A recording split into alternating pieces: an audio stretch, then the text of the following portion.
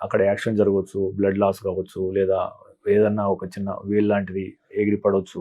So దాన్ని ఏ రకంగా తీసుకురావాలి? ప్రాపర్‌గా ప్రిజర్వ్ చేయకుండా మా దగ్గరికి తీసుకొనొస్తే సెల్ డెత్ అయిపోయి ఉంటుంది. అండ్ మనం మళ్ళీ వాటిని రీఅటాచ్ చేయడానికి ఆస్కారం ఉండదు. ఎప్పుడైతే ఒక భాగం మన చేతి నుంచి గానీ, కాలి నుంచి గానీ విడిపడిపోతుందో అలాంటి కండిషన్స్‌లో ఆ భాగాన్ని నీట్‌గా వాటర్ కింద రన్నింగ్ ట్యాప్ వాటర్ కింద కడిగేసి ఒక ప్లాస్టిక్ కవర్‌లో ఆర్ అల్యూమినియం ఫాయిల్‌లో ర్యాప్ చేసి పెట్టేసేయాలి. మన దగ్గర ఉండే నార్మల్ ప్లాస్టిక్ కవర్‌లో అయినా పెట్టినా పర్వాలేదు. సో అలాంటి కవర్‌లో ర్యాప్ చేసి ఎయిర్ టైట్‌గా సీల్ చేసేసి గట్టిగా ముడివేసి దాన్ని ఐస్ ప్యాక్‌లో పెట్టాలి. ఈ ఐస్ అనేది ఎప్పుడు కూడా ఈ డైరెక్ట్ భాగంతో టచ్‌లో ఉండకూడదు.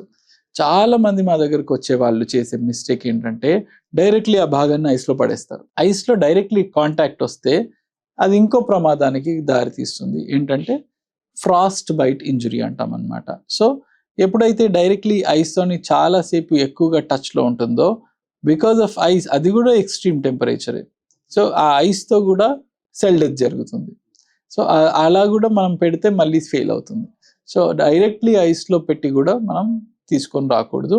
అది ఎప్పుడు కూడా ప్రాపర్‌గా ప్రిజర్వేషన్ ఇప్పుడు నేను చెప్పిన క్రమంలో చేసుకొని వస్తేనే ఇట్లాంటి సర్జరీ అనేది సక్సెస్ఫుల్ అవుతుంది. 62 లక్షల మంది ప్రజల్లో మెడ్ ప్లస్ బ్రాండ్ మెడిసిన్స్ కి మారడం వలన 915 కోట్ల రూపాయలు సేవ్ చేసుకున్నారు. అదే మెడిసిన్స్ అదే క్వాలిటీతో 50 to 80% డిస్కౌంట్లు.